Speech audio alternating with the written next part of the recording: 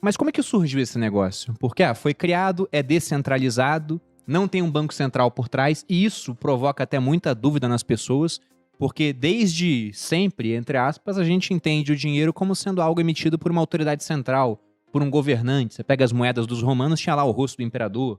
As de Alexandre também, ele emitia, né? A autoridade central que garantia que aquilo era moeda. Que no Brasil nós temos o real, o governo emite. Aí, de repente, alguém cria uma moeda e aquilo passa a ter valor. É porque esse cara era famoso? Como é que ele conseguiu a confiança das pessoas? Quem que era esse cara, inclusive? Eu acho que até é um pouco da primeira pergunta também, explicando o que é o Bitcoin, né? Acho que uma definição boa, até comparando com a gente leu essa frase de novo hoje, né? A do Hayek lá de 1984, né? Ele falando que a gente só teria dinheiro são quando a gente tirasse ele das mãos do governo, né? E o que os Satoshis, né, conseguiram resolver foi esse problema, né? Os Satoshis eram os caras lá, né? Era um cara. Ninguém sabe se ninguém é uma sabe. pessoa. Eu nunca vi o Satoshi e o Bruno Perini na mesma sala, então eu não...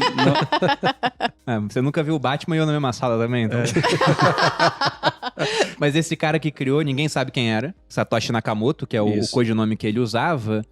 E ele tá vivo hoje. O que ele ganhou fazendo isso? Já vi especulações de que ele está vivo, porque teve uma transação um tempo atrás de uma carteira dele, e que ele seria hoje um dos homens mais ricos do mundo devido aos bitcoins que ele acumulou nesse período inicial, não é? Pela análise forense dos dados do blockchain, porque todas as transações que já aconteceram, elas estão públicas, escritas num livro que qualquer um pode observar. Uhum. Então, essas primeiras transações que aconteceram, dá para identificar a marca d'água, vamos dizer assim, das transações que foram do Satoshi, dos bitcoins que ele minerou. Porque ele usava um certo equipamento, a transação dele era produzida com uma certa variação. Então, estima-se que ele tenha 1 milhão de bitcoins, quem quer que ele seja, se ele estiver 10 vivo, mil, né? melhorou agora, tá vendo? Agora nós estamos falando... Se 10 mil bitcoins eram quase 4 bilhões de reais, então ele tem 1 milhão de bitcoins? 1 milhão de bitcoins. Isso dá ele o quê? É uma das pessoas mais ricas do mundo 400 já. bilhões de reais, é isso? Na conta rápida aqui? 300 bilhões de bitcoins é quase o dobro do que eu tenho. É muita coisa. Tô brincando, tá, gente? Tô brincando. Receita Federal, tô brincando. Não é uma inconsistência ali nas coisas. Né? Bom, esse cara hoje, se for um homem ou uma organização, é riquíssimo. Só que esse dinheiro, ele é público, né? Porque a gente consegue ver as transações no que você chamou aqui de blockchain, que foi o termo criado aí nessa cadeia de blocos. E como que funciona isso? Porque muita gente argumenta, os detratores do Bitcoin, olha, não tem uma autoridade central por trás, isso seria uma coisa ruim pra muita gente. Tem privacidade, ninguém sabe de quem são as transações, mas ao mesmo tempo que ninguém sabe os envolvidos, é público. Como é que sabem que esse dinheiro é dele? Como é que funciona isso?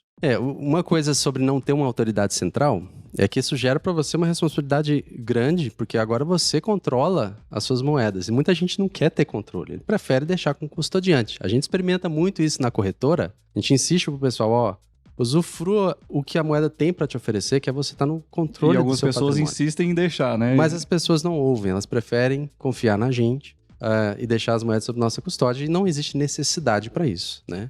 Mas uma coisa sobre não ter uma autoridade central, que até o Michael Saylor, que é o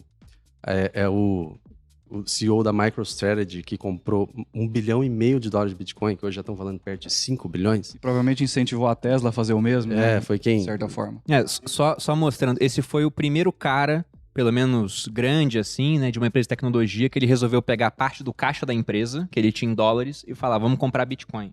Aí depois que ele fez uma primeira compra, ele pegou mais dinheiro no mercado para fazer outras compras e saiu comprando um monte de bitcoins. Ele fez isso umas 4 vezes, pois assim, ele levantou, bem absurdo, assim. Ele emitiu dívida para isso, ele fez uma subscrição de ações, ou seja, ele pegou dinheiro do mercado para comprar cada vez mais bitcoins, de modo que a empresa dele de tecnologia virou praticamente um fundo que investe em bitcoin. Ele assumiu uma dívida em dólares com as pessoas e tendo o bitcoin como o ativo mesmo sendo investido, né? E aí depois o Elon Musk pegou uma parte do caixa da Tesla, comprou bitcoins também, 1,5 bilhão, né, que ele comprou. Mesma coisa. Pelo menos a primeira compra foi o mesmo valor da MicroStrategy. Né? E inclusive ganhou mais dinheiro com isso do que fabricando carros.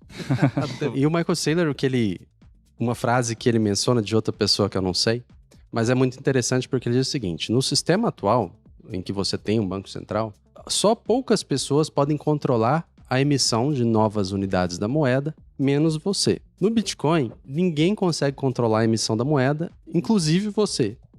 Qual sistema você prefere estar? Então, uma autoridade central funcionaria bem se essa autoridade fosse incorruptível, feita de pessoas que pensam no nosso bem-estar, que não tem preferências por certos grupos, né? Mas não é bem o que acontece, né? Quando a gente vê a forma que as moedas em geral são administradas, o próprio dólar, né?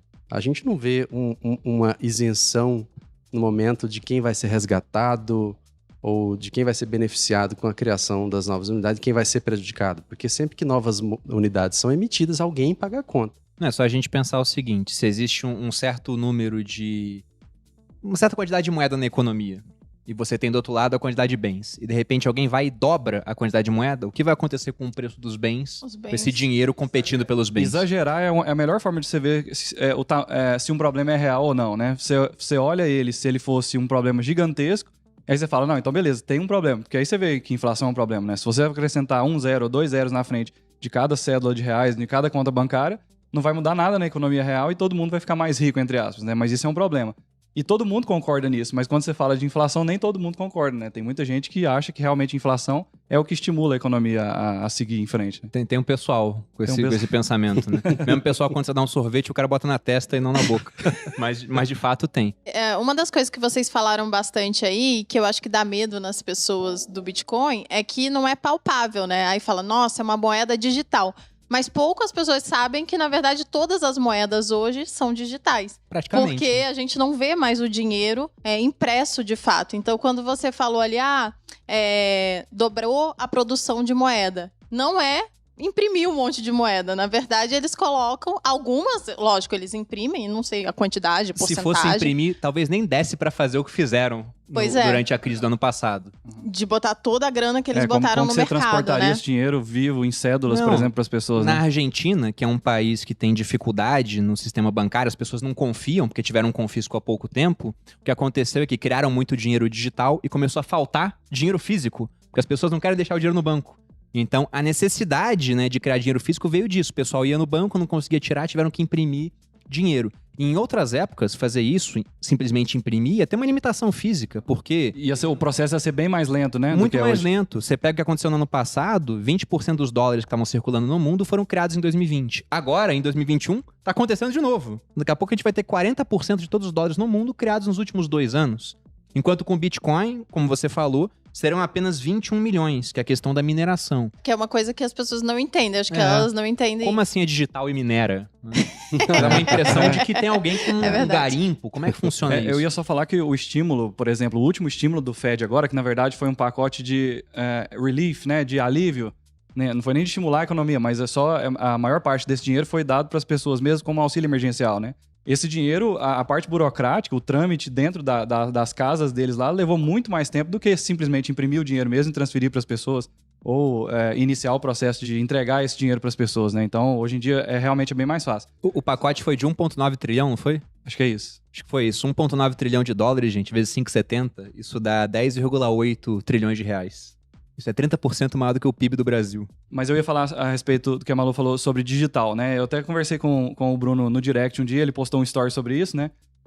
E falando pra ele que isso foi o Gustavo, nosso desenvolvedor, que me atentou pra isso. Um dia a gente tava dando uma palestra no Sesc lá, num evento de geeks. E aí ele falou assim, ó, a diferença, o Bitcoin é uma moeda digital descentralizada. Aí ele explica cada uma das 3 partes, eu posso até falar isso depois, mas a parte do digital é o seguinte, é importante diferenciar digital de virtual, né? Porque o dólar que tem nas contas, os reais que a gente tem na conta bancária... São virtuais. Eles são virtuais, são a representação virtual daquilo que existe no mundo real, né? E o Bitcoin não, ele nasceu na internet, ele só existe no mundo digital. Então é por isso que a gente chama ele de digital. Então você não pegará numa moeda de Bitcoin, né? Não existe essa opção.